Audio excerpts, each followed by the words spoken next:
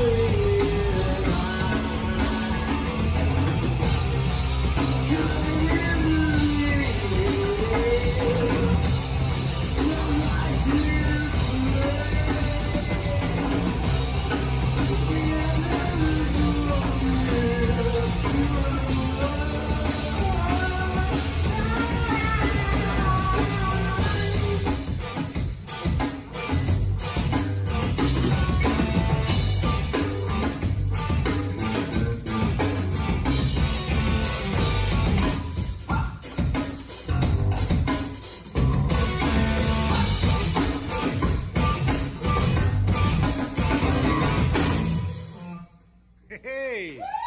Yeah.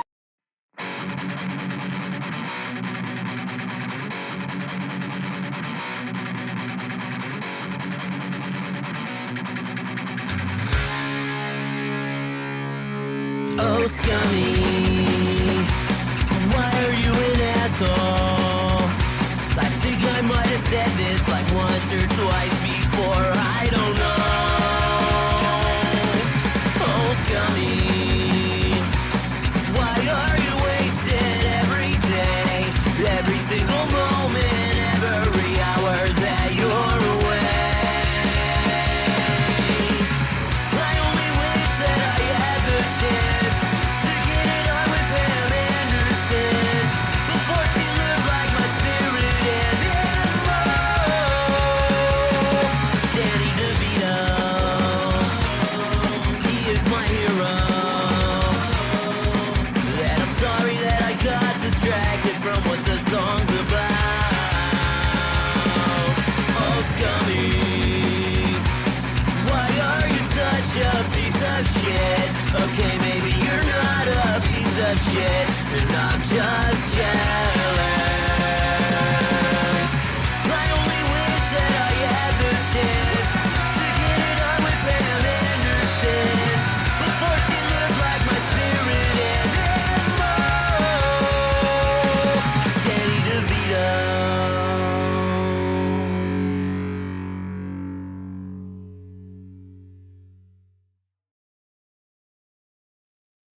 We are the ones who don't know what we're fighting for. Give us a gun and send us all off to war. We are the ones who grow up in violent homes. We are the ones who don't know what's right or wrong.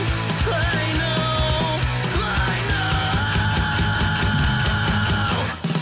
We are the ones. We are the ones. We are the ones who were born into war. We are the ones. We are the ones. We are the ones who just don't give a fuck no more. No more. We are the ones who don't know why we're losing score. Give them a badge so they could send us to the morgue. We are the ones who are scared to walk out the door. We are the ones who don't know what we're dying for. I know. We are the ones. We are the ones. We are the ones who were born into war. We are the ones. We are the ones. We are the ones who just don't give a fuck now. We are the ones. We are the ones. We are the ones who were born into war. We are the ones. We are the ones. We are the ones who just don't give a fuck no more. No. Get off this fucking neck. Love that makes you know.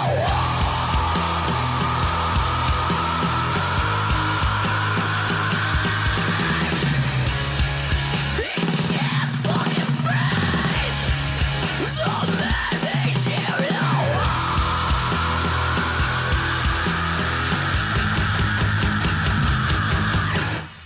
We are the ones. We are the ones. We are the ones who were born into war. We are the ones. We are the ones. We are the ones who just don't give a fuck now. We are the ones. We are the ones. We are the ones who were born into war. We are the ones. We are the ones. We are the ones who just don't give a fuck no more.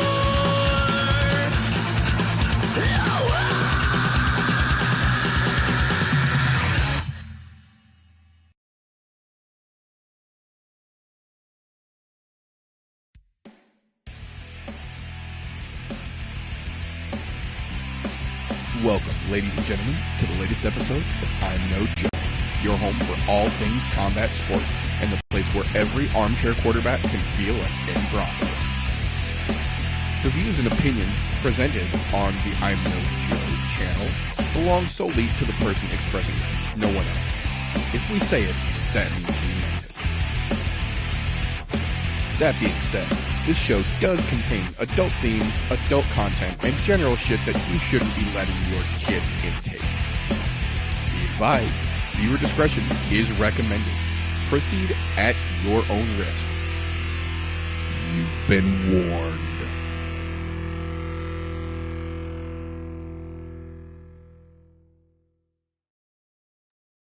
If it's Thursday, it's I'm No Joe.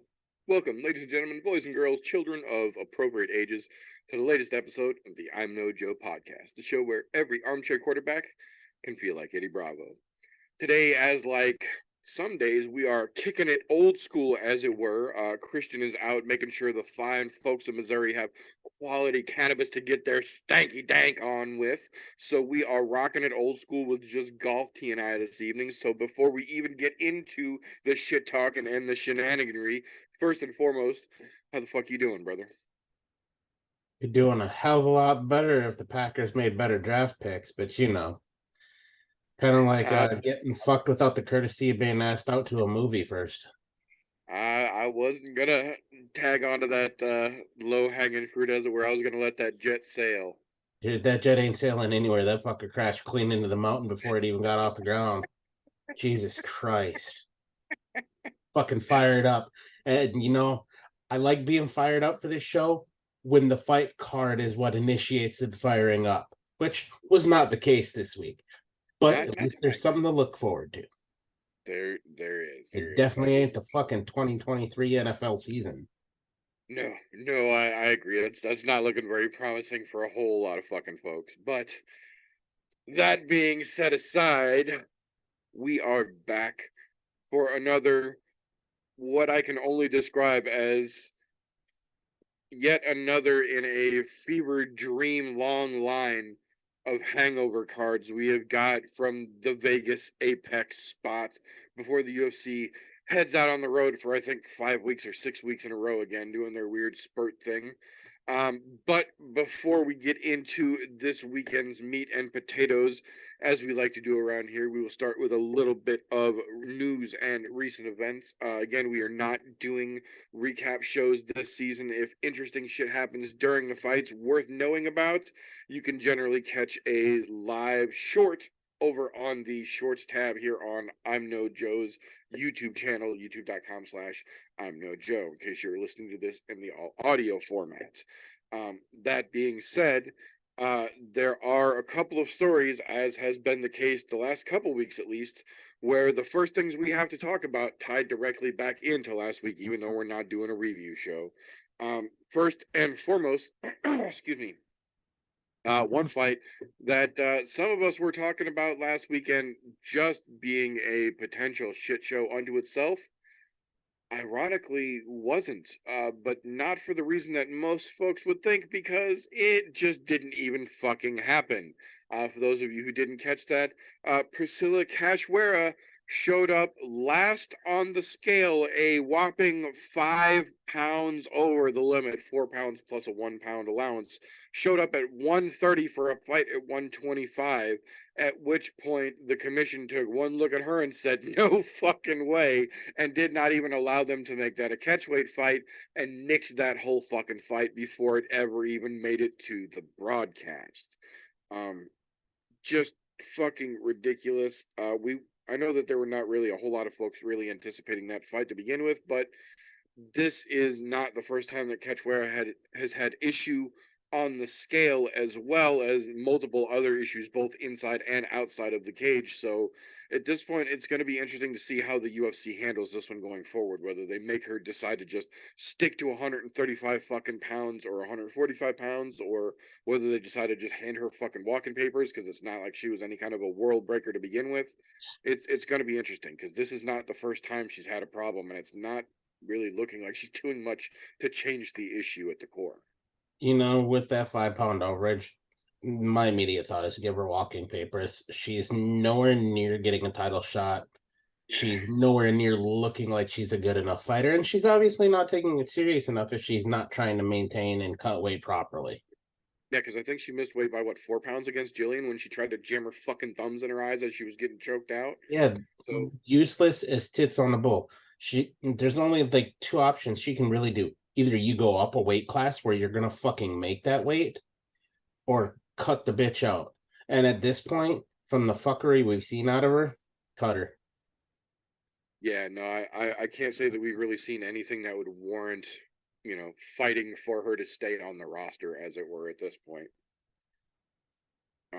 Actually, before we even get into it, while I'm still thinking of it here, first and foremost, since we are more than a minute into the video, it doesn't matter if we swear like adults or not. So, a forthright and first and foremost, fuck you to whoever the representative is at JassRack CS, who tried to get the channel taken down in the week since we saw you fight folks last, making false copyright claims for things that they don't own, that I didn't use. So promptly go fuck yourselves. Those videos that you may see now re-uploaded to the YouTube channel as regular videos, no longer in the live tab, are because those asshats tried to take the channel down while we were gone in the last couple of days. But fret not, everything is back under control. Eddie and the Arsons are and will always be our music of go-to choice. So those folks at JassRack can go fuck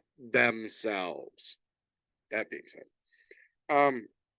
The other big takeaway from last weekend that ties into this weekend that I feel kind of warrants talking about more than anything else, it came in a trilogy of posts. The first post was during the Bellator 295 press conference.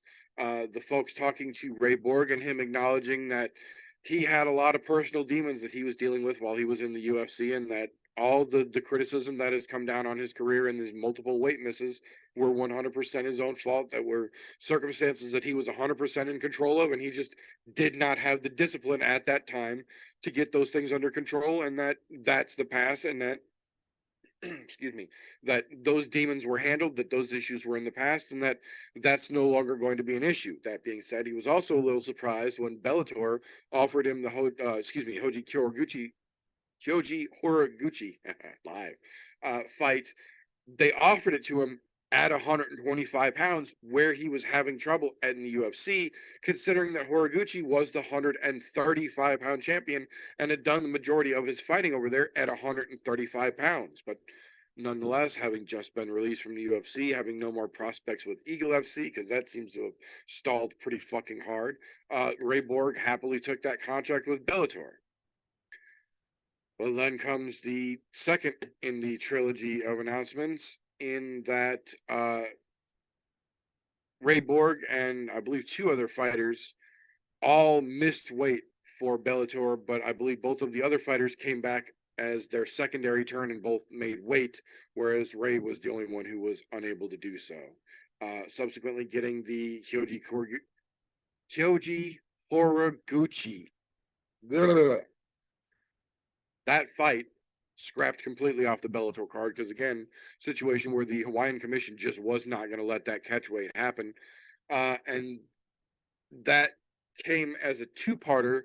That not only was that fight off, but Bellator announced as that fight was canceled that both Ray Borg and Keone Diggs had both been released from their Bellator contracts, which brought us sadly to the third and final in the trilogy of announcements. I think most of you can see where this is going.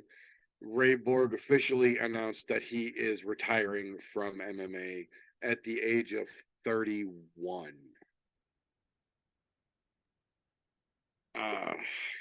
You know, that's for me. That's kind of a scary thing. I hats off to him because he's done a lot of great things in MMA, but it's also scary because those before aforementioned, he's been in bad places in his own mind. To know that you got released because you fucked up means you were in your fucking head again, and then all of a sudden you're gonna retire. That's not looking fucking hot. There's something there that says he needs to go seek some fucking professional help, in my own opinion. Yeah, sports psychologist is what I would say. Yeah, a sports psychologist or something like that that can help him work through whatever the fuck is going on there. And if he decides to stay retired at that point, my hat's off to him. He had a great career, even though he was on the wrong end of one of the greatest highlights in MMA history. But as a whole, great MMA fighter. And when he was on point and able to make weight, always put on a fucking show. He was never in a boring fight. I'll give him that. So yeah, damn sure. But yeah, with the way that shit played out, I really think there's some sort of mental. He's having some mental wars that he needs to fight through and find somebody to help him with. I agree, but the silver lining, if there is one, to a situation like that, is Ray Borg is very much still a young man and very much still has plenty of his life ahead of him. At the same time, also has enough experience in the career that he did have in MMA that he can go become a coach or open his own fucking gym if he wanted to, and still have plenty of opportunities to make a good life for himself without having to get punched in the fucking face anymore. So there is still that. It's not like he's punch drunk, can't tie his fucking shoes, can't sign his own fucking name on a check anymore. He's 31. He's still young. He's still got it together. Obviously, there's just a few issues going on, but nothing that doesn't seem that it can't be worked out. So obviously, we wish him the best in whatever future endeavors he may undertake. That being said, excuse me. there is a pair of announcements from last week that I do want to go over real quick, and then we'll get on to the upcoming stuff here. But again, relevant things. The first one here, not so good, but we'll round out on a good one here. It turned out last week during the Misfit Boxing 6 event down in New Orleans, Louisiana, there was a bit of a kerfuffle that spilled out onto the streets. And a gentleman, I believe his name is Rodney Peterson, a Logan Paul lookalike, but supposedly semi-trained fighter unto himself, who on several different angles of multiple copies of video seemingly runs up on Nate Diaz in the street, at which point Nate Diaz proceeds to throw him in a ghillie and then pretty much just beat the shit out of him. Run up, get done up, as far as I'm concerned. That young man fucked around and found out. But unfortunately, the New Orleans Police Department did not see it quite the same way and subsequently issued a warrant for Mr. Diaz's arrest. At which point, the 7:10 this morning local time, irony, fucking irony, Nate Diaz turned himself in to the New Orleans Police Department on aforementioned warrant and was subsequently released on bond, awaiting a trial to be set at some future date.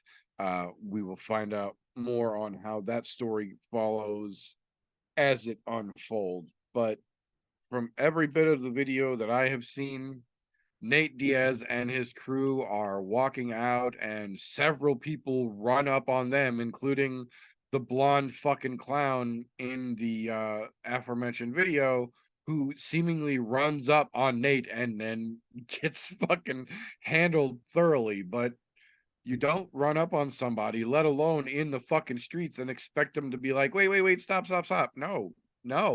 No, in NOLA of all places at night with crowds running the streets like that. No, dude, fucking no. So I don't anticipate this being terrible, but it is a thing. It is ongoing. You know what they call that? That's called run up, get done up. And that fucking idiot, he did play a game of fuck around to find out. Luckily enough, he didn't get pieced up. He just got slept in the nicest way possible. In the most polite way you could, man. I agree. He got fucking RNC'd out. And guess what? At that point, take it as a loss, move the fuck on. In order for the police to have gotten involved in that, they had to have seen the video. Because I don't think that dude was dumb enough to try to press charges. And if he was, dumb. Yeah. That wouldn't be a good idea. No, because you know there is somebody else that might not be from fucking the West Coast that is a big Diaz fan. He's gonna see that dude out in public, be like, "All right, guess what? Ding ding, round two, bitch. You're gonna get Stockton, and you ain't even in Stockton, motherfucker." Yep. No, it is very interesting, but I will say, ironically, not directly, but 6 degrees of Kevin's bacon. This story actually does tie into one of the last stories I've got for the news segment today as well, that I think everybody's going to be interested to hear about. That being said, though, that'll bring me to the last story, I promise, that will tie us back to last weekend's ridiculousness. But like we said last weekend, there was a fucking smorgasbord of combat sports that went down. So inevitably, even just a couple interesting things from each, we're going to get a little to talk about here. So the last one that I want to talk about, I know that TJ will appreciate as well, because we were losing our fucking minds. David Morrell Jr.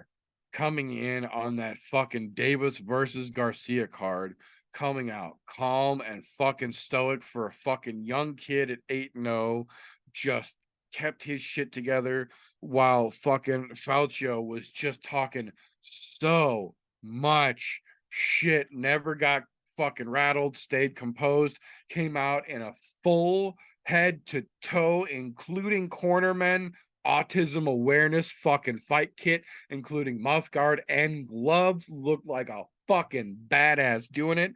And in one fucking round, with some absolute beautiful sweet science, just fucking flatlined Falcio directly at his feet, put his hands up, and walked the fuck away as a victor. Oh my goodness. It was less than 2 minutes for the entirety of the fight. If you have not seen that yet, you have got 2 minutes to spare. When this show is over, I'm sure it's on YouTube somewhere. It is worth the watch. The fight was shorter than either of their walkouts. You know, and I'm gonna be real honest here. I am not a huge boxing fan at all. I will watch it for certain things, just because there are certain people worth watching and certain things that I find interesting. Right. That was not even on my fucking radar. Likewise. But watching him come out and got me hyped to see the fight kit 1. Because that is a sweet fucking fight kit, knowing that you're about to come out and possibly get knocked out, but you're going to do that all for the right reason. And you come out and just turn the fuck out. Because it worked. It beautiful. He looked fucking absolutely brilliant. And as one of the few times I can say I've honestly been excited about boxing in a long fucking time. Even going back because my ass fell asleep during the main event, or just before, I don't fucking remember, but I went back and watched the main event. Wasn't that thrilled with fucking Davis and Garcia. To be honest, that fight was kind of fucking boring to me. And that just goes to show I'm not a huge fucking boxing fan. But that fight there, whoo!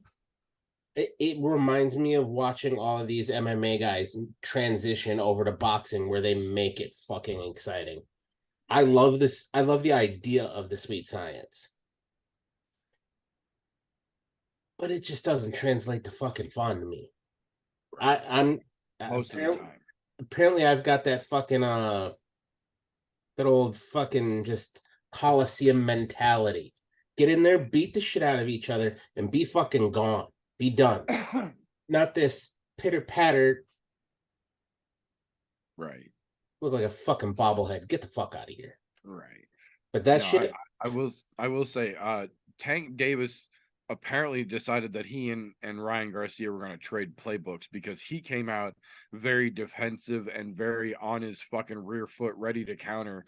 And Ryan Garcia came out just flashy, all trying to be all fucking power, which isn't his strong suit, and ended in clearly a bad fucking decision. That boy pizzaed when he should have French fried. Man, did he not have a good fucking time at the end of the night. But Morrell is the one, in my opinion, that had that fucking crowd primed and ready for the 7 rounds of ridiculousness that Garcia Davis turned out to be. That was hype because it took, I think it was a minute 46 for David Morrell Jr. to come out and light that fucking place on fire and then handle the victory like a calm, cool fucking champ as well. So, oh yeah, his post fight was fucking just flawless as well. He was just calm, cool, relaxed. Like, you can't ask for much better than that. Yeah, it was very nice to see, for damn sure. Excuse me. So that being said, that'll bring us into some of the interesting things we've got going forward into this weekend and beyond. The first 2 that I've got here actually tie into Saturday's card. Last minute, oh shit, interesting change-ups that turned out in an interesting coincidence as well. The first one, we found out just yesterday that Brian Kelleher is officially out of this weekend's fight versus Journey Newsom, but luckily for them, LFA veteran Marcus McGee was willing to step in on short notice and will be there Saturday, assuming the weigh-ins don't trip him up, to take that fight. I believe they moved that up to a catch weight of 140 pounds, if I remember correctly. And then the other one, a little bit sadder, I guess you could say, in terms of excitement. Ange Lusa is officially out of this weekend's fight as well, injured as well.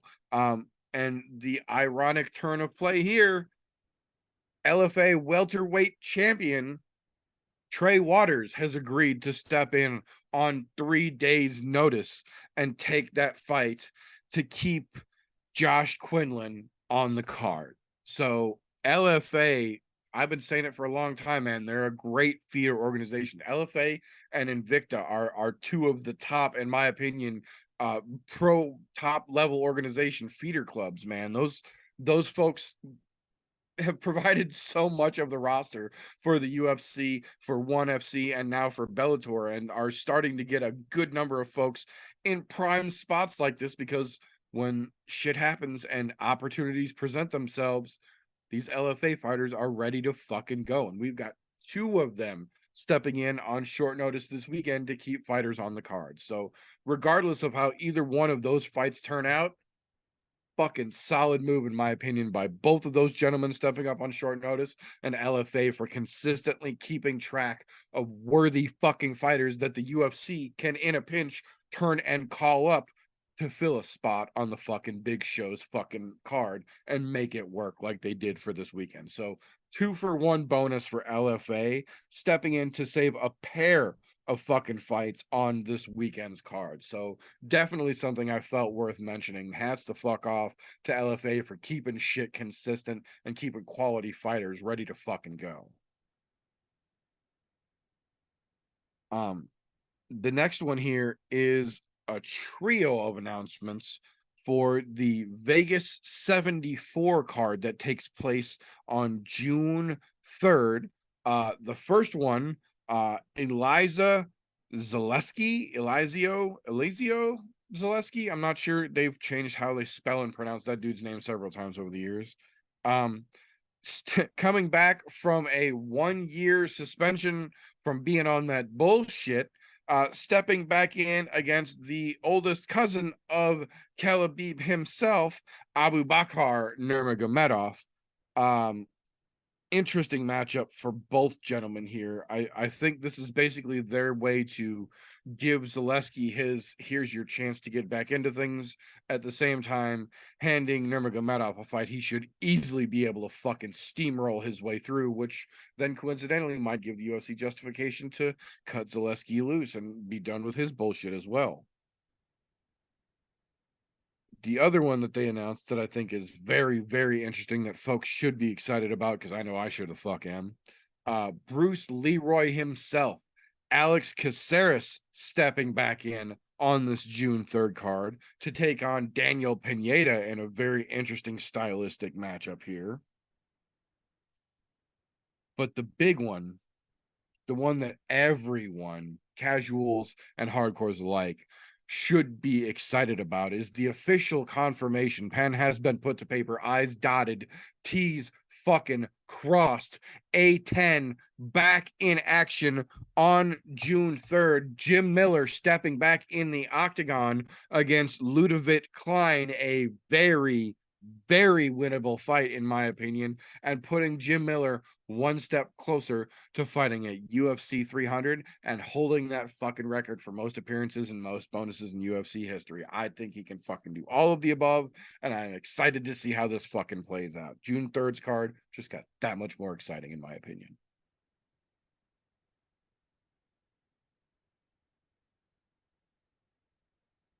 So we haven't had a lot of information about it. Literally kind of just the basics that something happened, but it isn't life altering, just kind of delaying the inevitable.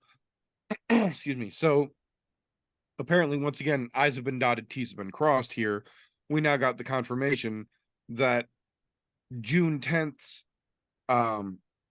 UFC 289 Canadian card from Vancouver's co-main event will now be what UFC 288's co-main event was originally set to be, in one Charles Oliveira versus Beneil Dariush.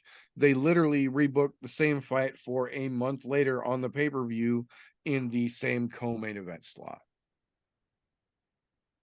I'm very curious to hear what the fuck actually happened here that literally was so serious they couldn't keep the fight where it was, but so subtle that literally 3.5 weeks later they're ready to go in the same co-main event slot. It makes you wonder what that injury is, right?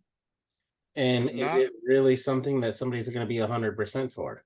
That's what I'm saying. It's 'Cause not, there's not a lot of things that you can be both so injured you can't fight right now, but so not serious that you could be healed and ready to fully fight in just the 3-week turnaround.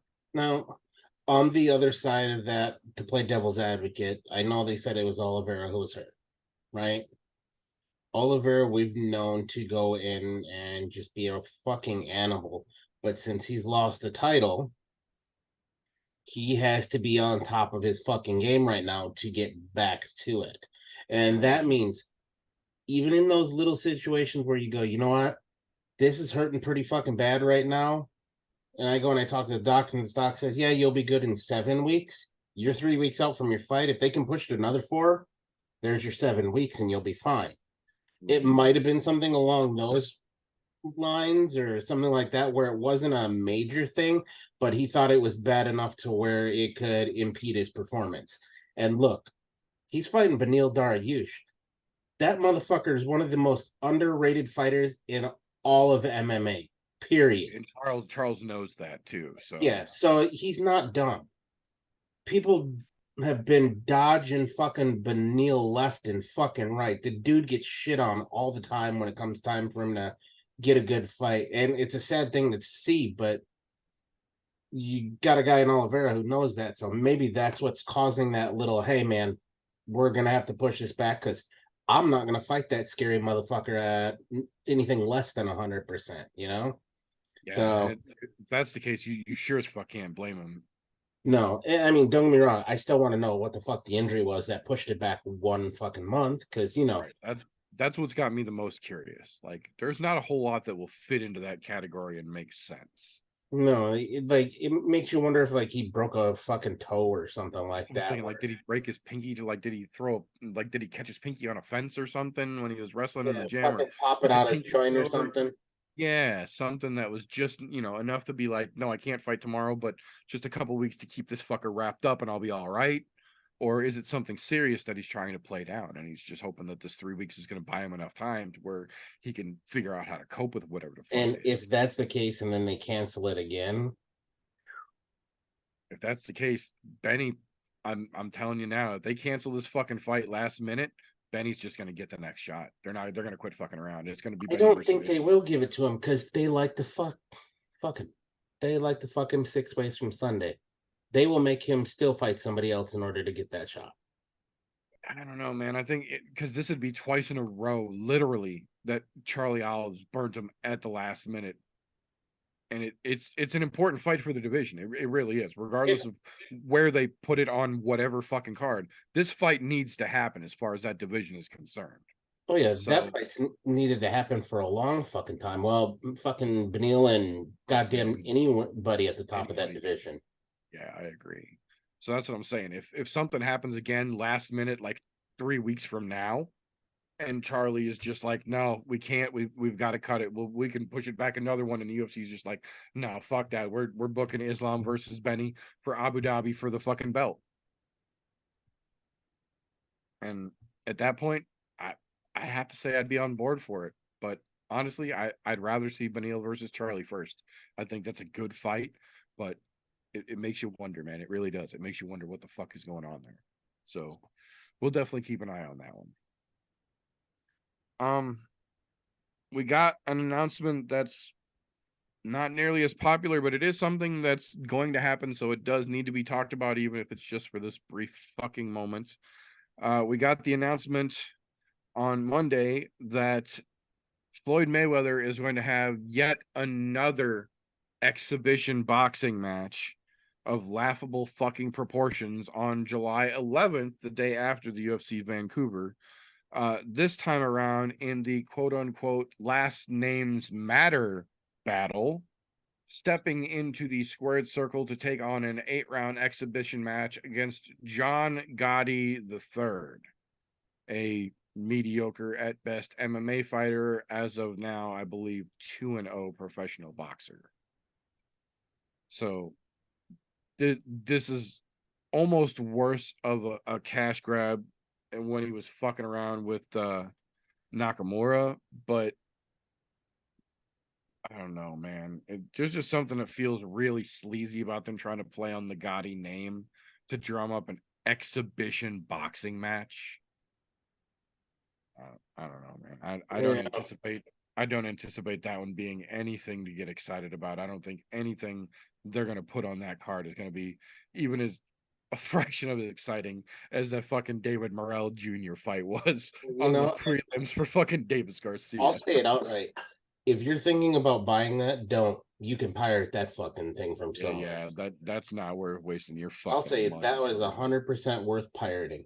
I am not telling you to do something illegal, but I'm saying that one, yeah, Save the money. save the money. There will be other ways to watch it. You can check your Facebook feed. Guaranteed somebody's going to be streaming it there. Yeah, worst case scenario, yeah, just flip around Twitter while the fight's on. You'll find somebody who's streaming it live, I'm sure. That being said, UFC Vegas 75 taking place June 17th back in the Apex. A couple of interesting things cracked loose here. Marvin Vettori versus Jared Cannonier has been added to this card in what Dana White himself is calling the title contender eliminator. Obviously, Duplessis is on the fucking fast track, and whoever he gets next is going to either punch his ticket to fight Adesanya or drop him to the bottom of the fucking line. But Vettori versus Cannonier are literally fighting for who gets next, assuming Duplessis does his fucking work against Whitaker. We'll see how either one of those play out, but I do still think that either way, Vettori versus Cannonier is a pretty interesting fucking matchup. The other one that ties to that one, though, was a fight that was originally going to take place as the main event at Vegas 75 on June 17th, which we now know will be the main event on the UFC Jacksonville card on ABC the following week on June 24th, and that is Josh Emmett versus Ilia Topuria. That, again, is a great fucking fight, and while much like this weekend's main event would have been spectacular and was very much fucking needed on last week's card, will, on the other hand, in my opinion, make for a great main event this weekend. I think this is a very similar situation where Ilia Topuria versus Josh Emmett is a great fucking fight and would have been a great main event for Vegas 75. But knowing that card is going to be on ABC and has potentially that many more eyes getting onto it than the regular ESPN subscribers or the Fight Pass subscribers, I think that's a smart move to let those boys have that opportunity and let them main event that ABC card. And in return, we get that fucking Vettori versus Cannonier as a 5-rounder as well to make up for it. So it's kind of a win-win situation, in my opinion. Everybody kind of shakes out and gets a little bit better than they originally had planned. Okay. And to be honest, that little Topuria Emmett fight, I was actually looking forward to that one. Kind of mad it got pushed back a little bit, but that fight night did need a good solid fucking card on it because you figured that's only a month and a half away from now. That's right. middle of June. Right. Well, and that's the other thing is that we got a secondary announcement, an actual announcement for that June 24th Jacksonville card that goes with the shifting of Topuria and Emmett, and that is Punya Soriano stepping back in to take on Cedric Dumas. So they're stacking some real interesting fucking fights on that Jacksonville card, and it fucking needs it. But they're actually putting some good fights on that card, some interesting divisional fights on that card, and I'm here for both of those matchups. The next time around here, the following week, Vegas 76 on July 1st has a pair of interesting matchups added to it. Joanderson Brito stepping back in to take on Hussein Akshababov. The other one, the more interesting of the two, though, in my opinion here, Abus Magomedov stepping in to the main event spot opposite one Sean Strickland. So we now know when Strickland's getting back in, and they're putting him directly back into a main event spot as well. kind of interesting to see how that one shakes loose. I'm a little more interested in that main event, but I'm also interested in what Joe Anderson Brito can pull off with the opportunities he keeps getting given against fucking cans like that. So interesting how that July 1st fight night is shaken out before they get into that pay-per-view card. Ironically enough, on the other side of that July pay-per-view card, in the July 15th UFC Fight Night card at the location TBD, most likely going to be another Vegas card at the Apex, but as of right now, officially location undetermined. A very interesting fight in what I feel could honestly be a loser gets walking papers fight. Josh Parisian versus Walt Harris. Both of the guys had their moments. Honestly, both of those guys have had some flashes, but both of those guys have also had some fucking rough ones, to say the least. And I really feel like the UFC is going to cut whoever loses that fight loose. It sure feels like the setup anyway. That does really bad. I'm not gonna lie, I like Josh Parisian, but I like Walt Harris better. Namely, that fucking, yeah, I hate to say it, but he's got that soap opera story life thing going on where you can't help but root for the guy. Yeah. That, and as much as I like Josh Parisian, it just kind of feels like the glimpses that we've seen of Walt Harris when he was fucking on have been a little bit better than the glimpses we have seen Parisian when he's really been able to turn it on. Because Parisian's had some moments, but it just kind of feels like the moments that Walt Harris has really shined. Oh my God, get your fucking glasses out because the boy's going to blind you. Whereas Parisian's just going to make you squint a little bit. Yeah, and unfortunately, like I said, with that whole fucking roller coaster, fucking soap opera life shit that Harris had going on, that really took his career downhill. And I know it because you could see before that had happened, he was on a fucking good tear, doing well. They came back, offered him a really good fucking fight, and it just fucking tanked from there. I'm hoping that this will be his turnaround point where he goes, all right, fucking wheels back on the Cadillac, put her in drive and stomp on the gas. But we're gonna find out soon enough. Right. We can hope. But man, it's a rough one either way that one shakes loose, but I feel like it's a pretty fair fucking matchup for both gentlemen in this situation. Following that, the week after the July 15th fight night card TBD, we know where the UFC will be. They will be back down in jolly old London town.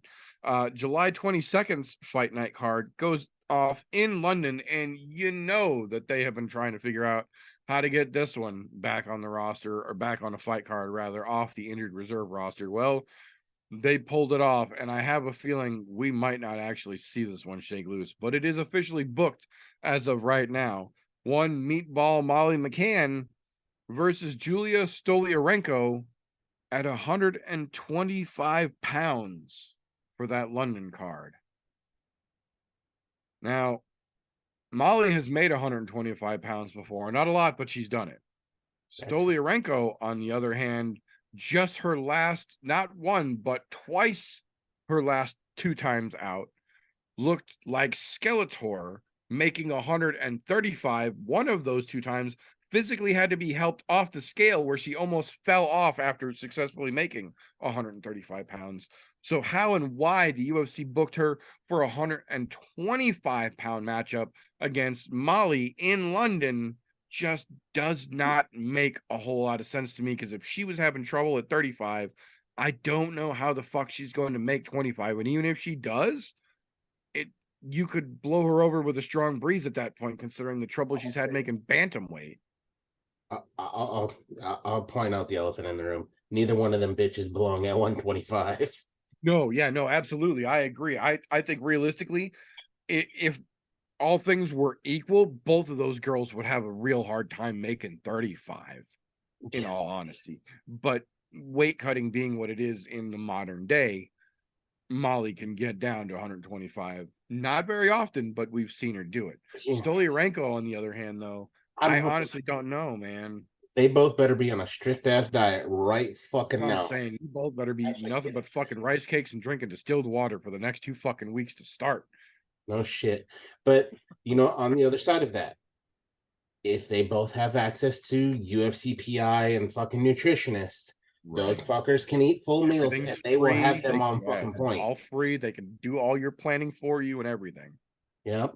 But it's whether or not they do it and actually stick to it. If they do it and stick to it, both of those girls will be on. They might still have a bit of a rough cut, but at the end, it won't be as bad. Right. We'll see, though.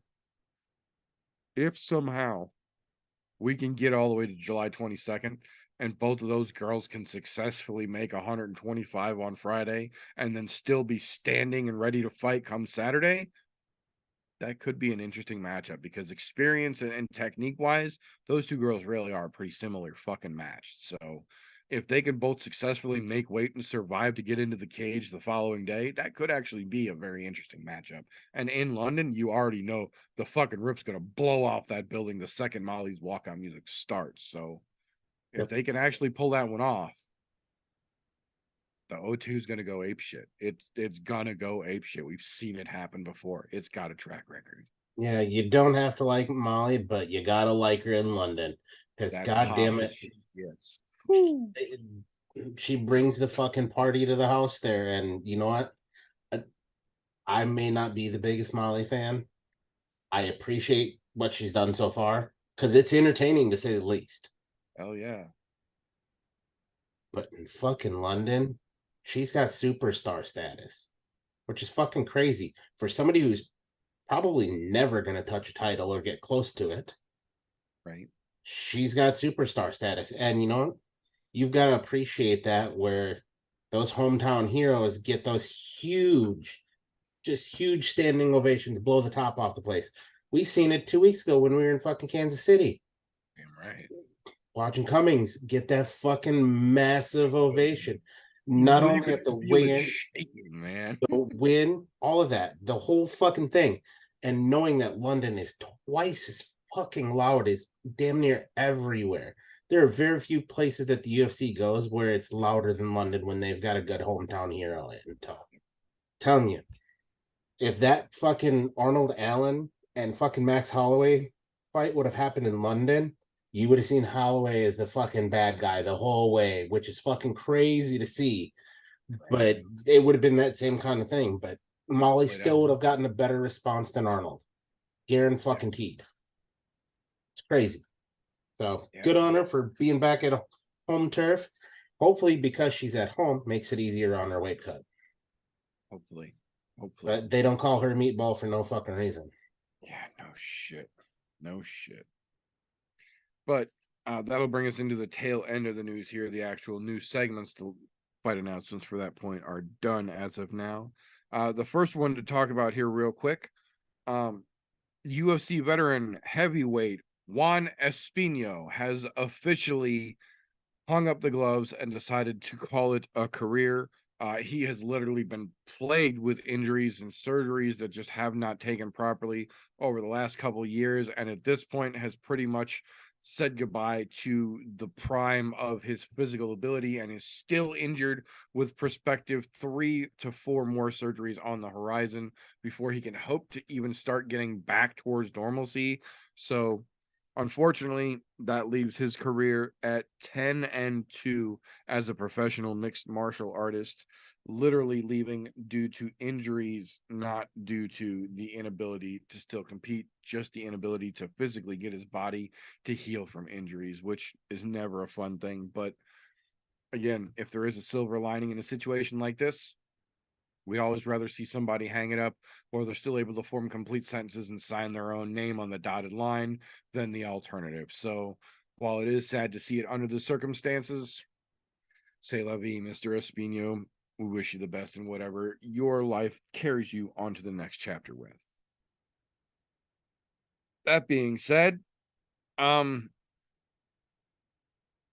are certain times when you read a story, and maybe this is just me because I'm a petty fuck and I'm very open about that, but there are certain times where just as I read through a story, bright fucking flashing lights in my head start going off that just have like circus bells and whistles going, fucking told you so, fucking told you so. Well, this is one of those stories, and I think at this point Ray Charles could have seen this one coming, but we did officially get confirmation this week from the Nevada State Athletic Commission that six of this season's Dana White Power Slack League competitors, because the NSAC refuses to call them fighters, and I love that. 6 of the Power Slap competitors have officially been suspended indefinitely until a full investigation into the entire league has been completed to Nevada State Athletic Commission standards for multiple different narcotics and steroid infractions.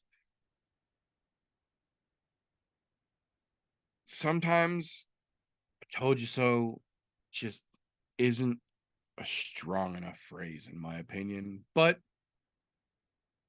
fucking told you so.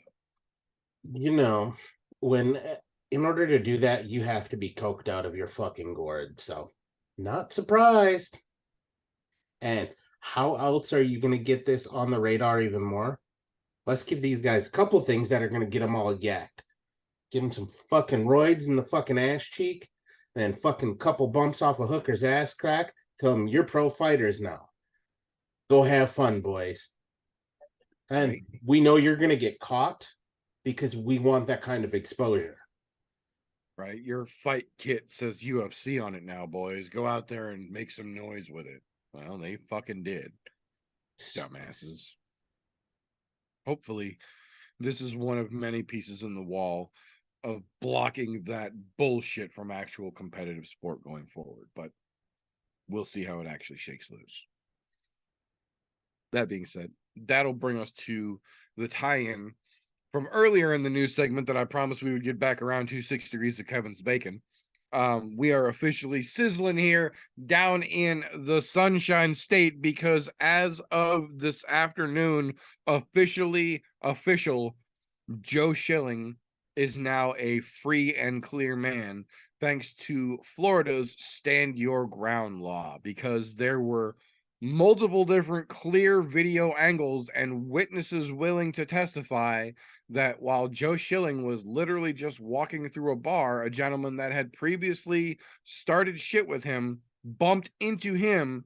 Joe apologized, and the guy feinted a punch at Joe Schilling, at which point Joe put him on his fucking ass, walked back to his table, paid his tab calmly, apologized to his waitress, and left peacefully.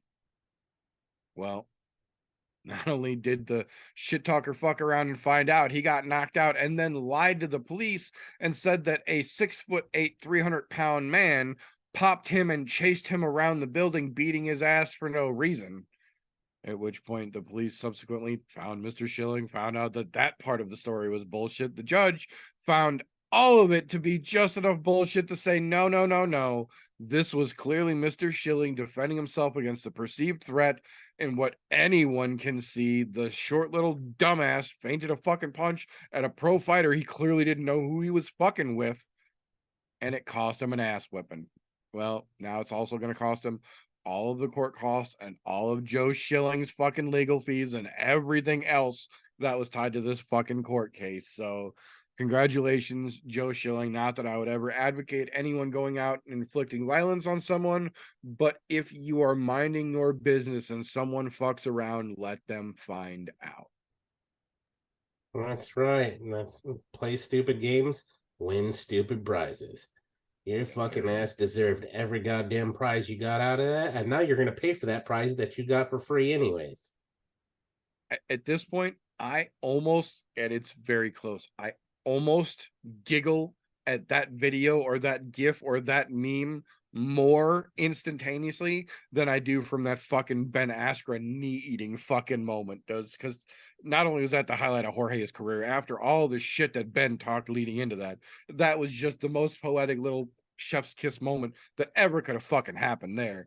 And this is a very very close second in my opinion. So as they say, fuck around and find out, son.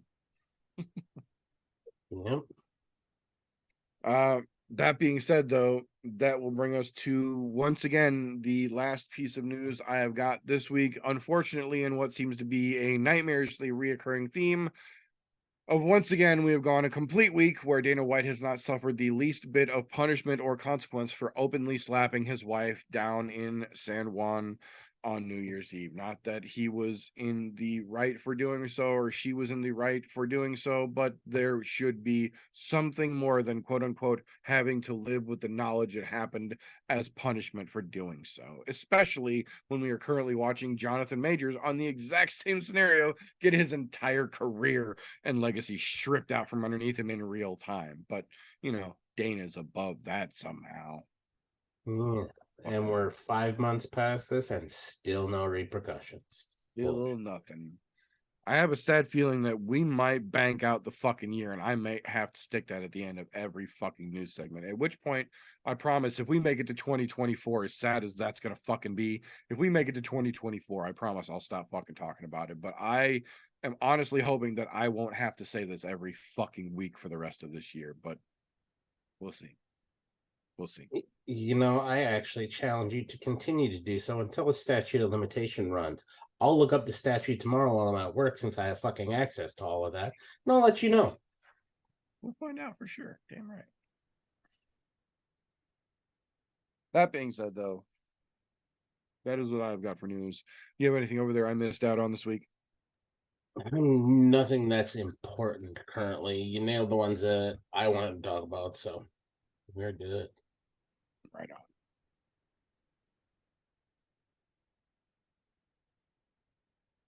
Well, I'm a little thrown off what to do with my hands right now. So yeah, that being said, this would normally be the point where us fucking old guys recognize how set in our ways that we have become. And the problem with getting set in your ways is sometimes that leads to blinders getting put on. Luckily for us, we happen to know ourselves a bona fide young person to help us keep in touch with such things like that. Unfortunately, this week we don't have that young person because, as we mentioned earlier, Christian is out there making sure the fine folks of the state of misery have quality cannabis to stick in their pipe holes and smoke. But in honor of Christian here, or Christian not being here, rather, I did think we should take a moment here and give a quick can and contender, as it were, for this particular card before we actually get into the breakdown here in just a minute. I'll run with that. I already got a can fucking lined up. Go for it, brother. I'm gonna go right to the fucking heavyweights on the card. Waldo Cortez Acosta. As much as I love a big Dominican motherfucker trying to kill people, he has nothing. He's an absolute shit show. He swings wildly, seems to have no fucking base for MMA. Just a former roided out baseball player that knows how to swing for the fences. Yes, it's exciting, but he's fucking garbage. He's never going to make it to the top, and I'm pretty sure Marcos Rogerio de Lima is going to have a fucking fun time with him this week. So, that is my one big can that I've been waiting to say something about all fucking day because I knew it was coming, even though I knew it wasn't coming because, well, somebody wasn't here today. But, you know, when you got to work, you got to work. I got to give the man credit. Works a lot of overtime, so good on him. We always say it. Life comes first, so get them dollars, son. Now, as far as a contender is concerned, that's a lot more difficult this week than I want it to be. Because to be honest, I think most of the fucking card here is cans. And I'm gonna have to give it to the fucking Polak. Mikhail, I'm not gonna try to say his last name because I will fuck that shit up. But in that co-main event, he's had some flashes of greatness. And with this Baralo that he's fighting out of Brazil, who's been a fucking hype train for days, if he derails him, that'll get him right back on top. Because that Polak's had a little bit of trouble lately. But he's had some flashes where I think he could really do something and make waves in the middleweight division. Do I think he'll ever get title? No. but neither is fucking Rollo. So, but I think he could definitely make some waves in there and keep some cans off the shelf. I can definitely agree with both of those. I've got a little bit different direction for my picks for this week here.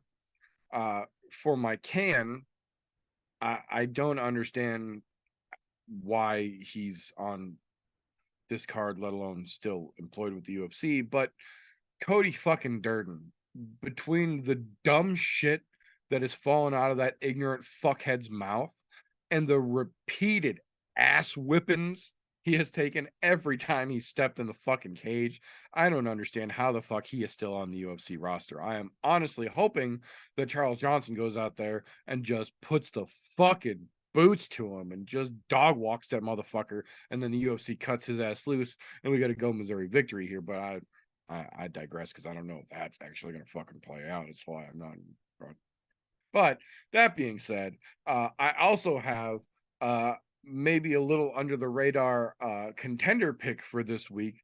I actually mentioned him a little bit earlier in the news segment, but my contender pick for this week is actually LFA champion stepping in on short notice, Trey Waters. I like Josh Quinlan. I think what he has done has been pretty fucking good from what we've seen of him so far, but I've watched a little bit of footage on Trey Waters, and I think even stepping in on short notice here, I think he's got a real good chance to make a hell of a fucking short notice debut into the UFC. I think he might be able to make a little bit of a splash this weekend. I'm kind of interested to see how it goes out. I like those choices. I was trying to avoid Durden because I like to think of him as another Voldemort that I don't want to talk about. But I only bring him up because I hope that he gets his ass whipped and they cut him, and then we can turn around and go, haha, I told you so, motherfucker. I'm not mad at you for that. It makes sense. And the Trey Waters one, I'm right there with you. Anybody who's willing to step up on short notice like that, not to mention, he gets to fucking open the fucking main card. Right? He dropped his LFA belt to step up on short notice and open a fucking card for the UFC. Man, I'm in your fucking corner, man. Until you give me a reason not to be. You just said, here, take this shit. I'm out. You know what? Yeah. That takes a lot of fucking balls to do that on short notice. And hopefully, win, lose, or draw, the UFC rewards him with at least another fight where he's got a full camp. Right. Yeah, give him a chance to actually do it right. That's something that I've noticed that they've actually been really fucking good about. Those young fighters coming in on short notice, even if they get blown the fuck out, they're like, yeah, you know what? We know this was short notice. Let me get you a fight where it's fucking full camp and we'll see how you do. Right. So kind of like to see where that goes. And hopefully that's Trey Waters' fucking break-in moment here. Not that I want to see Josh Quinlan get his ass whipped because, well, Quinlan's shown that he can progressively get better. So, right, absolutely. No, I think that given the opportunity and the way that this circumstances has just fallen into place, I think it could be a good night, man. Could be a good night for Trey Waters for sure. Definitely. So that being said, that'll bring us to the segment on the show that does actually require its own separate disclaimer before we can get into it here. So Tapology.com does not in any way, shape, or form support, endorse, or sponsor the I'm No Joe podcast. Yet. That being said, Tapology.com does allow you the option to create a free account and make picks on fights just like we do here on the show. We've created a group of like-minded individuals like us to pick fights just like that. The group's called ImNoBookie or Group 965, however you need to search it. It is open to the public.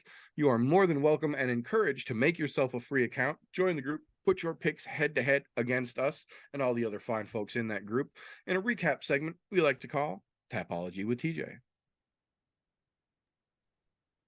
Just as I fucking sneeze, awesome. All right. So now that we are a full fucking card removed from Kansas City, things have gotten back to a relative normal sense in the ImNoBookie world. And by that, I mean, there is a close fight at the fucking top, which, and I say this with everybody in mind here, we picked like absolute shit last week. We were fucking, is there 11 fights on that card last week, I think? 11 fights, one of them went no contest. Yeah, one of them went no contest. All of us picked below 500. Every goddamn one of us. So, with that being said, bring in the top spot, Meter himself. Now, right behind him on his tail, guess who's fucking there? Donna, tied with me in second at a 330. We were fucking 35 points off the lead. The weird thing is, we all picked 5 correct. It was those extra little fucking decisions and the one perfect he got in there that fucking made the difference. Because even myself, I had 2 semi-perfects and 2 decision picks, which is the exact same thing Donna had over there. Our middle of the pack guys, the brothers, Christian and Slowbag, and I say them in that order for that reason. Christian squeaks out his brother by fucking 10 points. Now, this is where we get to that part of the show where I go, you know what? Things are back to normal because we're a full week removed from Kansas City, or a full card removed from Kansas City. Don is back on his shit again. He's not making last minute picks right before we walk into the T-Mobile Arena there. So you know what? Don taking that bottom spot, back to playing double dutch in his fucking basement, because God knows he didn't want to do it out in public in Kansas City, but tripped over his dick hard this week. Oof. Not that he was that far behind. He had 4 picks correct. It just was shitty luck this week, because he could have been right where fucking right on Christian and Vinny's heels. But no. One semi-perfect and 1 fucking decision. So the rest of them he lucked out on. But like I said, he was technically only 1 pick off of the lead. The perfects and semi-perfects and shit that fall in there that throw the scores off. But as far as correct fight picks, only 1. We all did piss poor. But Don just proved we're back to fucking normal. Donna proved that, you know, she still rules the roost at home. She let him have his weekend of fun in Kansas City, and things are back to normal. Doing the dishes as he should be. Right. We know. We have proof. But no, if you're not a member of the group, by all means, please come and join it. It's a good time. Yes, there will be shit talked about you. I will talk shit about myself. I will talk shit about everybody. But it's all in good fun. None of it is serious. Well, it is kind of serious, but in a different kind of way. Más o menos. You know, the Spanish helps there at all. But yeah, ImNoBookie or Group 965, Tapology. Come join us.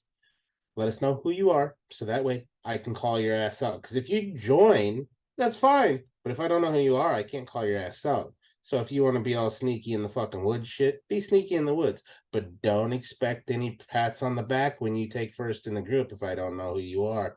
So I need to be able to call you out when you trip over your dick or play double dutch with your vagina. Whatever the fuck happens. Whatever happens to be that case, yeah.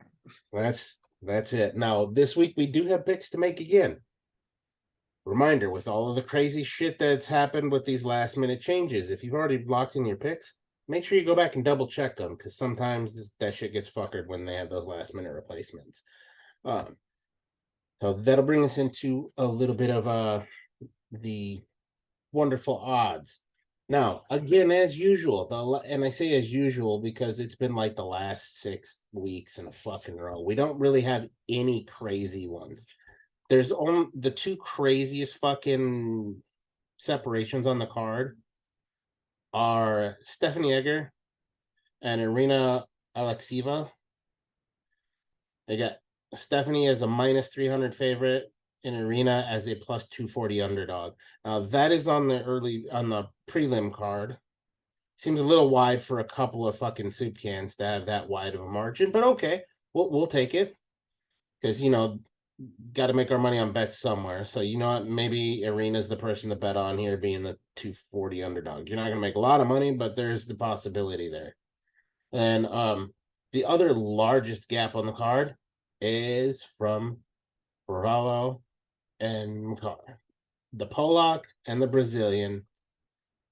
Now, whether or not you believed what I said there, they have the Polak listed as a plus 290 underdog, an almost plus 300 underdog, versus Chow over there as a minus 375 favorite. I'm taking the Polak all fucking day there, making that money on that fight. Those are the two largest ones on the card. Even our main event this week is close. Song Yadong at a fucking plus 100 underdog, and Ricky Simone is a minus 120 favorite, which is basically a fucking coin flip. So I think the next other one that you have that's even close to being wide odds would be Rodolfo Vieira and Cody Brundage. And that's Vieira being a minus 250 favorite and Cody Brundage being a plus 190 underdog. That's the second widest margin on the card, minus those other two. So everything else, coin flips across the board between the minus 100s, 120s to the minus 140s, 115s. Not a huge fucking difference on the cards there. Don't look to make a lot of money on this card because it's not going to happen. Much as I hate to say it, if you're looking to make good money, parlays are going to be your best bet this week, even though parlays can be fucking stupid. There you go. Those are your odds for this week. Join the group. Let us talk shit. Let me talk shit about you or pat you on the back when you deserve the good old POB. But, next week, you still have time to join because picks for the UFC don't lock in until Saturday. What time do the fight start? Saturday? I think 3:30. 3:30. So they'll lock in at 2:30 Central Time. So you have at least 30 hours before you need to get in the group and get your picks locked in. And that's ImNoBookie with 965. Get on over there. Fucking join in. It's a party. Hell yeah. And even with the fucking the Brundage versus Rodolfo, that's one to keep an eye on as well, in my opinion, because people don't realize Rodolfo Vieira is a Brazilian jiu-jitsu specialist. Cody Brundage is a D1 college wrestler. How many times recently have we seen high-level wrestlers be able to negate the jiu-jitsu of BJJ guys because they only focus on the jiu-jitsu? They don't focus enough on the actual grappling and wrestling aspect of it.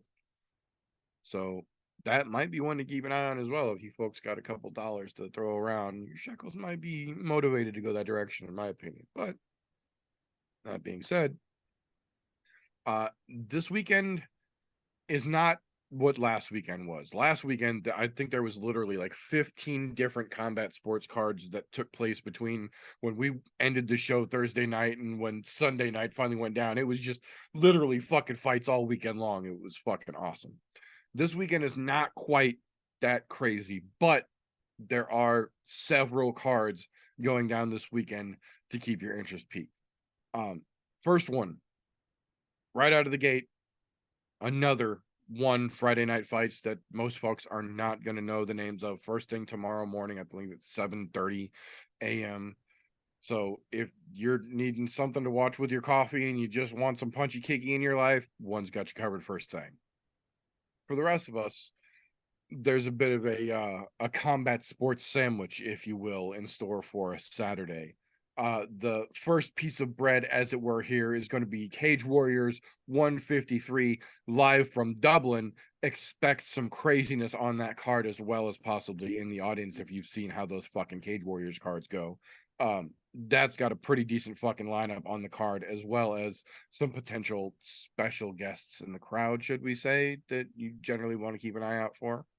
But then in the middle, we have got the UFC card, which we're going to get to in just a moment here. But starting late in the evening, because the UFC's main card kicks off at 6 p.m. Central, starting late Saturday evening, kicking off at 8 p.m. Central for their main card is going to be BK UFC 41 live from Denver, Colorado.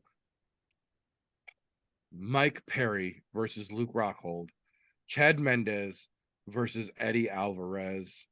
Ben Rothwell make an appearance. Cristina Ferreira versus Beck Rawlings Rodriguez for the ladies' belt. There's a couple of interesting matchups on that card. Dude, they may as well just call that the fucking UFC leftovers fucking event. I was gonna say 3/4 of that card is either UFC has-beens or never was fighters. So that's very much a former quote unquote former UFC filled card. Hell yeah. And to be honest, I like it because they got UFC on UFC fucking fights in there, and watching guys that are no longer going to have to worry about takedowns or submissions actually get to beat the shit out of each other is going to be fucking glorious. And God knows I've loved watching the transition of the MMA fighter to BKFC because they fucking throw down hard. Like, you can tell those guys that have come from boxing backgrounds to BKFC because they don't throw like they do coming from MMA. MMA is a different fucking animal when it comes to trying to beat the hell out of somebody. And it shows. And at least with these two fights anyways, these guys are all going up a little bit from where they traditionally had fought. Mendez versus Alvarez has taken place at 160, where both of those guys competed at 145, 155. And then Luke Rockhold versus Mike Perry has taken place at 185, whereas both of those guys were traditionally welterweights in the UFC. So there's less, if any, weight cutting on both of the UFC on UFC guys who are going to put on the bigger part of the show here.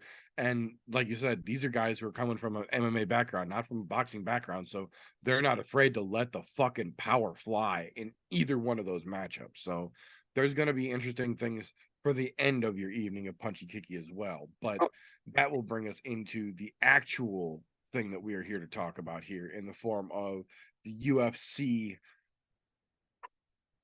scrambled, but still pulling it together for Vegas 72.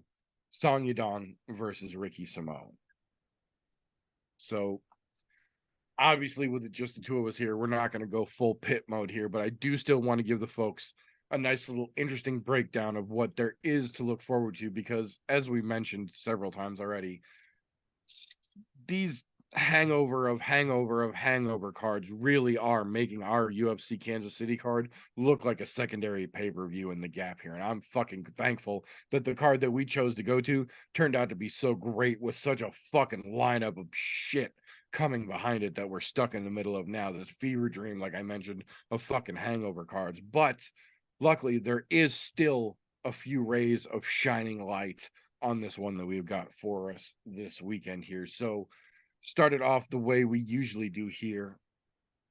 If there is one fight on this card that you are looking forward to more than any other card, or excuse me, any other fight on the card in terms of the UFC offering this weekend, for lack of a better term, the get over here ma fight for you this weekend, which one are you making sure everybody's paying attention to, TJ? I'm actually going to go quite fucking far astray from what I would normally pick. Outside of, I'm not going to take the low-hanging fruit and go the main event, because that's really the only one I truly am there for to fucking really enjoy. I actually want to watch Jake Collier and Martin Bidet go at it. There's something about a fucking prelim premiere fight with two heavyweights that has the possibility of really getting that fucking card rolling. Anybody can go to sleep really fucking fast there. Or you're going to get 5 minutes of decency and then 10 minutes of walrus fucking slap fight. It's going to go one of two ways, and I'm hoping it goes to the first of those, not the latter, because you know what? What a way to bring in your fucking guys coming over, filling in short notice by leading them off with a fucking knockout to put him up and start off that main card right. I say check in on that heavyweight bout, because the other one, we already know Waldo Acosta is going to swing for the fences, and well, we've seen Rogerio de Lima swing for the fences too, but he's also got a ground game, so that's a little bit different. But yeah, I'm definitely the Jay Collier and Martin Day fight. Not something I would normally say to get in here for, but I think it has the potential to start the card off right. I'm not gonna say 100% that it does, but there's that potential for that immediate just fucking explosion of fucking excitement. Interesting. I can definitely see that. I absolutely do agree. I think either that's going to get settled in the first round, or that's going to turn into a very big, very deep sigh walrus slap fight. But I'm going a little different for my get in here fight. I'm actually going back to one that I tipped on a little bit earlier here, and as far as odds go, Rodolfo Vieira versus Cody Brundage.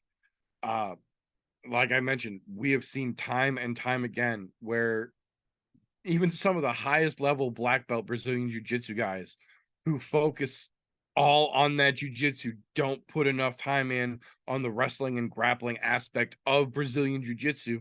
And then they get in here against the guy who's spent, the better part of his high school and collegiate career at a D1 fucking level wrestling, just grinding dudes out, not worried about submission, only worried about position and domination of the grappling, and then completely negate that fucking black belt if the fight gets to the ground, where they generally end up. Brundage has been a fucking monster here more often than not. Rodolfo Vieira is a very accomplished man, but until we see that bell curve start to sway back the other way and the jiu-jitsu start to really put the wrestlers back in check, I got to keep my faith in the fucking grappler's corner at this point, man. And I like a lot of the work that Cody Brundage has done, despite the dumb motherfucker that he married. He still seems to have a good fight IQ. So there is something rattled around in that thing between his ears, but we'll see how it plays out when we get to Saturday. I mean, it sounds like a BB in a boxcar. But no, in all seriousness, though, that's a good solid fight to watch. Namely, to see who's going to be able to staunch who in the grappling department. And I'm there for it. And also, one addition to the other thing I forgot to mention with the Jake Collier thing. This is Jake Collier's shit or get off the pot moment, because he's on like a 3-fight skid, and I don't think they're going to keep him longer. So that generally like to fire under the big boys' asses. But going back to the Brundage and Vieira fight, yeah, I want to see who's going to staunch who's grappling. Is it going to be the wrestler, or is it going to be the jiu-jitsu ace? Somebody's got to get staunched, and I'm excited to see how that one plays out. Not to mention, I think the odds might be a little bit off on that one. Not a lot, but a little bit. I think they just got a little stretched further than they should have went. I agree. Well, they had to stretch one of them because they barely stretched any of the fucking shit on this card. Right. So that being said, we will flip that over to the proverbial other side of the coin, as we like to do around here. If one fight is inevitably getting all of the love, or should be getting all of the love, there is always one that is getting all the love and doesn't deserve it. One that really is just a waste of time. And I know that it's a bit redundant on a card like this, where so much of this is just filler fights, things that contractually obligated had to be offered, and somebody just happened to be dumb enough to take them, so they got to fucking put it somewhere. But there's inevitably one fight on here that is just getting all the rub and doesn't fucking deserve it. So which one for you is the overhyped fight this weekend? I'm going to go stick right to my guns like I did from the fucking beginning of this. Waldo Cortez Acosta and Marco Rogerio de Lima. Because they fucking love to hype up the guy who swings for the fences all the time. And man, they seem to be pushing Acosta more than I would like. Don't get me wrong. The idea of seeing knockouts every fucking week is great. But knowing that's the only thing the kid has to offer, it gets pushed too much. I don't want to throw shade at Rogerio de Lima, because he's had some fucking tough fights in the heavyweight division. And he's been tested, weathered, beaten the fuck up. But this fight, to be honest, it's not what it's cracked up to be. This could have been on a prelim fucking card on a different fucking fight night, and I would have been happy with it. But not on a main card, even on a shitty prelim night. I don't think it belongs here. Yeah. No, I can definitely agree with that. It's one of those that, like I said, it's kind of a contractually obligated fight. Like technically they had to offer both parties the fight. This is one that just doesn't feel like they really expected either one to say yes. And then when they did, they were like, fuck, now we have to put it somewhere. Fight Night Vegas 72. Good luck. Perfect. You're going into the Apex Center. We don't want you in front of a crowd because you're Have not fun in the actually going to Apex. pull people. Right. Have fun in the Apex. We ain't putting you in front of real people. No, I agree. That is definitely overhyped. But much as I hate to do it, my overhyped fight of the weekend, I've got to say, is the co-main event. I like Alexa Jack. I don't get where the fucking hype from Barallo came from. I have yet to see anything in any of his tape that gives me any kind of impression that he's got some kind of a bright star future. We'll see. Maybe we're wrong and he's just gonna fucking blaze through Alexa Jack this weekend and show us, but I highly, highly fucking doubt it. I can't get hyped for this fucking co-main event. I really can't. I know it's a fight night, and generally the co-main events aren't the most exciting fights on the fucking card to begin with, but shit, stick that fucking Walrus slap fight of a heavyweight fucking pair up there in the co-main event to lead into the fucking little guys kicking off in the main, and it would have been more fun in my opinion. Yeah, most definitely. 100% agree. I'm so sick of seeing Barallo fucking. He's another one of those guys that they're over pushing. He reminds me of a fucking Brazilian Marvin Vittori. Kind of, yeah. I don't know what it is, but every time I see him start talking that stupid bullshit he talks, I want to see somebody roadhouse that free spirit tattoo off his fucking neck, like Mortal Kombat style. Get over here. Right? Oh, for fuck's sakes. I fucking can't with him. But that being said, ironically enough, will turn us into our round 3 question as it usually would go, tying directly back to the fucking Barallo versus Alexa Jack. So I'm curious how you think this one is going to shake loose. I don't think people are giving Alexa Check the fucking respect he deserves. You watch his last 2 fights, he's come out and knocked people out in the first fucking round. Just saying, and he hasn't been too far off of his last knockout, which was ironically another fighter on this card in Cody Brundage. He knocked Cody Brundage out in the first fucking round. Yeah.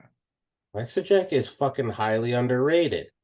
I think he gets it done over the overly fucking hyped Barallo. Whereas Barallo, he's been a fucking decision machine.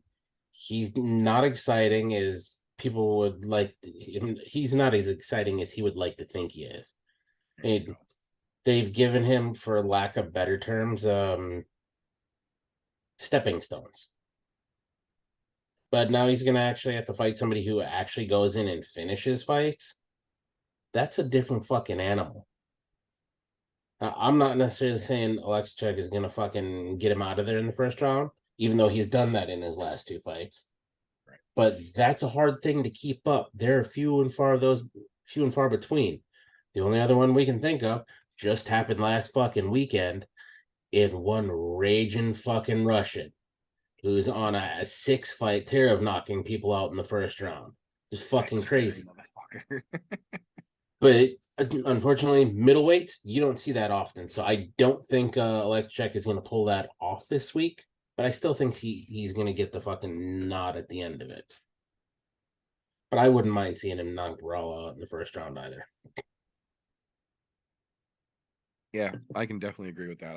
I would probably giggle louder than I ought to if Alexa Check just dropped that fucking clown right out of the goddamn gate, called it a night, got himself 50K for it. Yeah, in case folks didn't pick up on it. I am not on that fucking Baralo train in the least bit. Have not been, do not intend to be. I have not seen anything from him that fucking impresses me.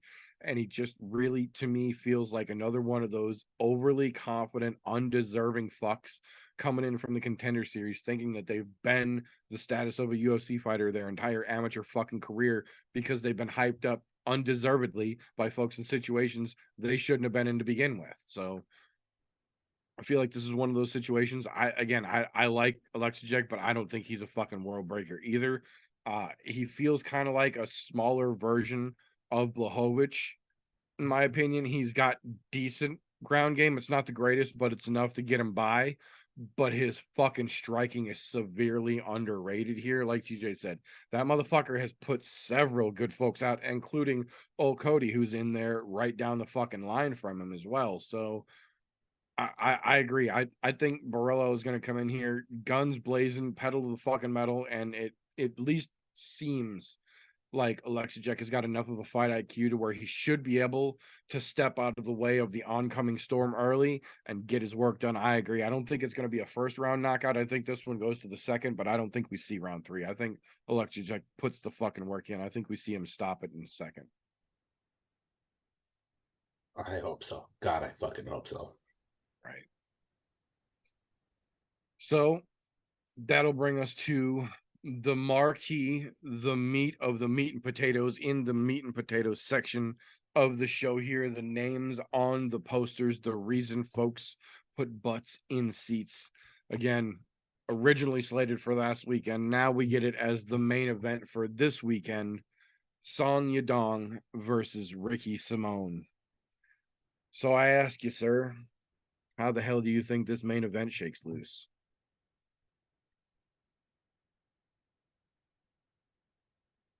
This is going to be an interesting one. And I say interesting for 2 reasons. Song Yadong is a fucking knockout machine. Yes, he just came off a loss off of a fucking animal in Corey Sandhagen, who looked like an absolute fucking animal his last time out. And it's been a while since we've seen that. That's a hard one to fucking top. But Ricky Simon has been an absolute fucking beast. Last 3 wins, decision, knockout, submission. The dude can get it done fucking everywhere. And that power of the fucking mullet.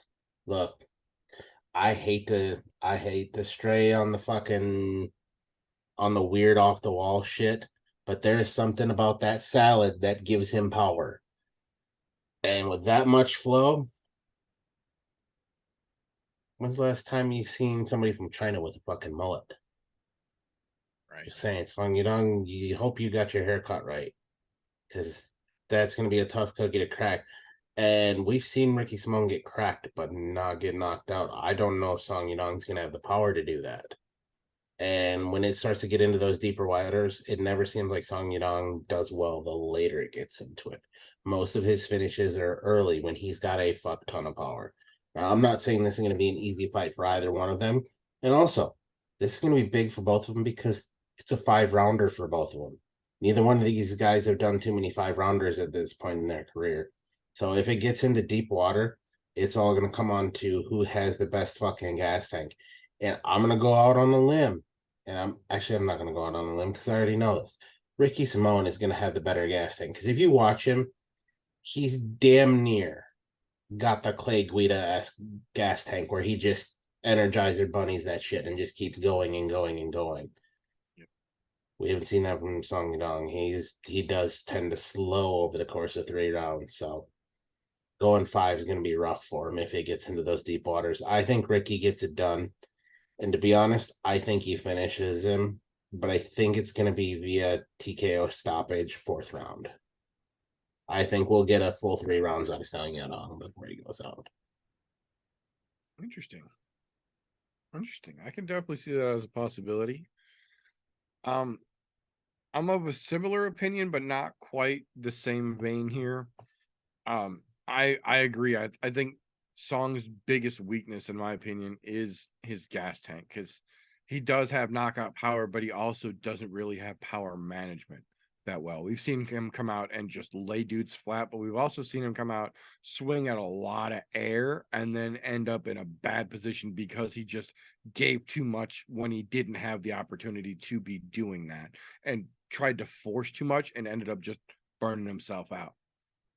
The other thing that makes me very curious about how this one is going to play out is that Song likes to keep the fight on his feet. He's not generally worried about going to the ground, but it's generally not his strong suit. He generally doesn't like to be there. He tries to scramble back up pretty quick. Whereas, just like the GIF I used to open tonight's episode, Ricky Simon can, has, and will take every opportunity, including seeing you dazed, and rather than jumping on you to try and ground and pound it out, slide in a quick fucking submission knowing that there's no way in hell you can defend it. And he's real fucking quick with those fucking RNCs, man. He slides those fucking forearms so quick under the goddamn chin, and when he locks in, it's too little too fucking late, man. I like Song Yadong. I like Ricky Simon, but I really don't see a place in this fight where Song has the advantage. He's got good striking, but it's sloppy and it's all power, no accuracy, whereas Ricky's almost the full opposite. Ricky is all about that precision sniper striking. Same thing when it comes to the grappling. Song Yadong can grapple, can wrestle, but generally just enough to get his ass back to the feet to try and look for that power shot again. Whereas, like I said, Ricky will throw either fucking side underneath your fucking neck and end your night for you, hoping to take home that extra 50K. I don't think Song's going to make this easy for him. I think it's going to be a tough fight. I don't know that we go all the way to 4. I think we end up in 3, but I think Ricky gets a neck. I think this is one of those where Song is going to be trying to throw fucking hammers from the get-go, and we're going to see a lot of whiff, a lot of punch in air, and one of them is going to get him just enough off balance that Ricky's going to be able to step in, tie it all up, end it. I think Ricky's giving him throat cuddles this weekend. I think we get it in 3.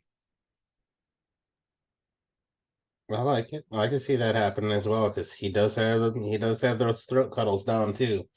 So it's gonna be an interesting one to watch it play out here this week for sure.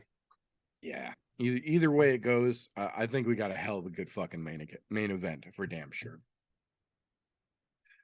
That being said, though, that is all we've got for this particular episode. If you like what we get up to around here, no matter where you are picking this up, whether you are catching this live Thursday nights, 9:30-ish Central Standard Time on youtube.com/ImNoJoe, or you're catching it in the all audio version over on anchor.fm/ImNoJoe a week later, your podcast consumption platform of choice, please make sure, if you like what we get up to around here, you are subscribed and your notifications are turned on whatever platform you are picking this up on. If you would like to help what we get up to around here, share a video or an episode with a friend, help us grow the damn thing. You really want to help what we do, patreon.com/ImNoJoe. For as little as $1 a month, you can get your name as a thank you at the end of every single broadcast on this channel, as well as access to unaired and literally unairable content. New things coming for Patreon as well very soon. Things that we legally have to paywall and make sure you are of age just to be able to see. So if you like what we get up to, take a look over there, help us out, helps us do what we do, and keep giving this to you. That being said, on the other side of that, if you don't like what we get up to around here, first and foremost, give us a thumbs down and then go fuck yourself, because we don't understand why you're this deep into a podcast you didn't enjoy to begin with. That being said, when we finish up around here, that is not the end of things, because tomorrow morning, I'm assuming, like most Friday mornings, the boys who aren't here this evening because of that OT should be kicking off another episode of the Slow Bake and Contemplate podcast over on Spreaker.com. Links for that down in the description, as well as both of the boys' social medias as well. And if that was not enough for you, Wednesday nights over on the Golf T Vapes YouTube channel, links also in the description, 9 o'clock Central Standard Time, we get up to the cloudy, nope, used to be cloudy, now it is the foggy fairway. Yeah, see, live happens sometimes. The foggy fairway, 9 p.m. Central over on the Golf T Vapes YouTube channel. See, remember this shit. Now I know why you've only been dealing with Spreaker lately. Hold of me. Oh, that being said, thanks.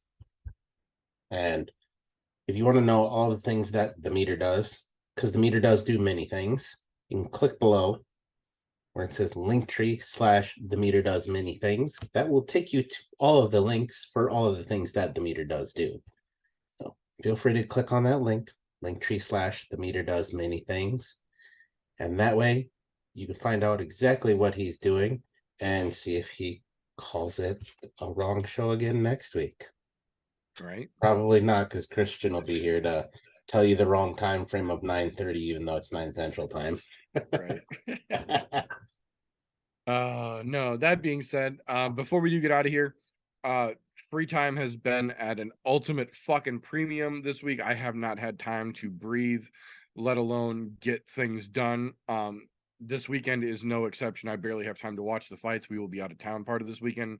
The schedule is crazy the next couple of days coming up, so I'm going to try.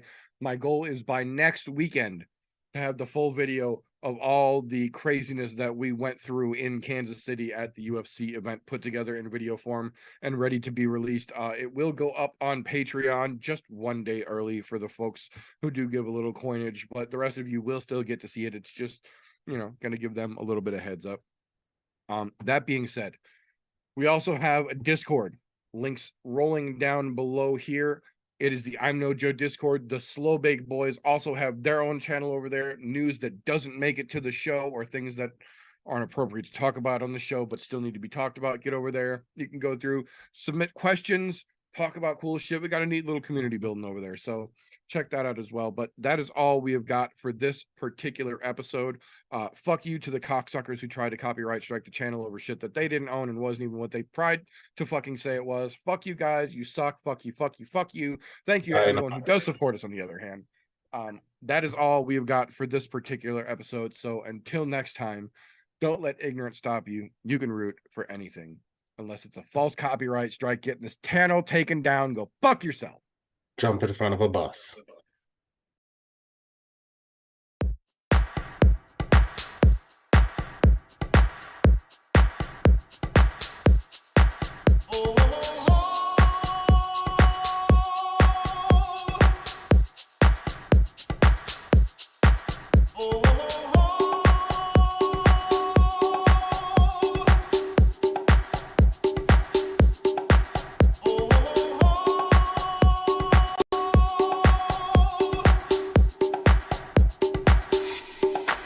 Everybody was kung fu fighting.